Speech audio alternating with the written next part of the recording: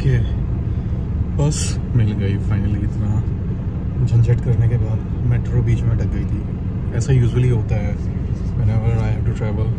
Metro का कुछ ना कुछ गड़बड़ हो ही जाती है, टेक्निकल ब्रेकडाउन और समथिंग, और आज भी हो रखा था, बट पहुंच गए टाइम पे।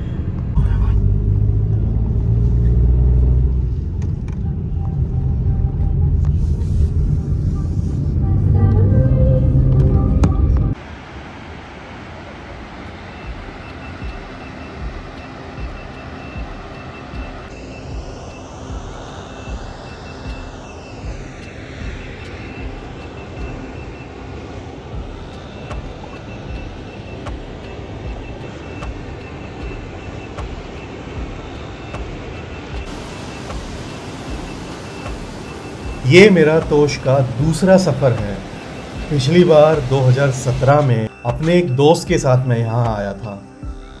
तब घर से तो मैं अकेला ही चला था, लेकिन कसोल पहुँचते पहुँचते हम 6 दोस्त बन चुके थे और उस सफ़र की यादें अब तक मेरे दिल में बसी हुई हैं। 2017 के बाद कसोल 2-3 बार आना हुआ, मगर तोश फिर से देखने का मौका अब पहली बार मिल रहा है। और इस बार एक नई मंजिल है, वो खीर गंगा का ट्रैक, जिसे पिछली बार ना तो कर पाया था और कसोल के हर सफ़र पे उसका ख्याल बस मन में ही रहा। इस बार का तोश का सफ़र जैसे पुरानी यादों का एक सफ़र हो और नए लम्हों का एक नया जुनून। तो आओ मेरे साथ देखते हैं कि इस बार का सफ़र क्या नई यादें लेकर आता है।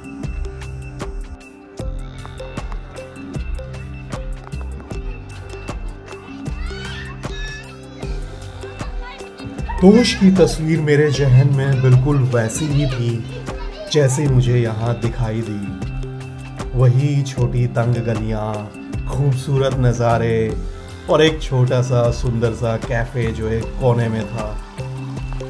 उसी के सामने वो जर्मन बेकरी जहाँ जाना तो बनता था, क्योंकि लोग कहते हैं कि जर्मन बेकरी का वॉलनट केक नहीं खाया तो क्या खाया तोश में।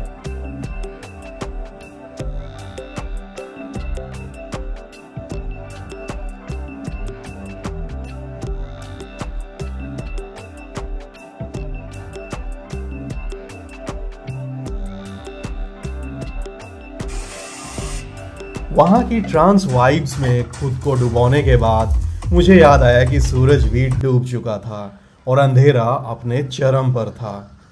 कुछ देर तोश की गलियों में भटकने के बाद मैंने सोचा वापस अपनी जगह चले जाते हैं, क्योंकि इन रास्तों के बारे में मुझे बिल्कुल भी नहीं पता था।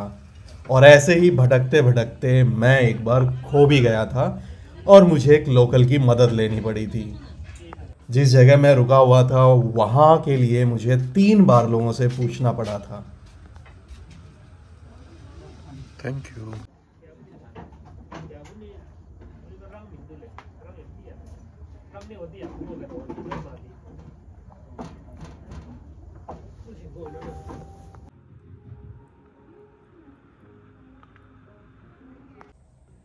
एक्साइटमेंट थी अगली सुबह की, क्योंकि एक नए एडवेंचर की शुरुआत होने वाली थी।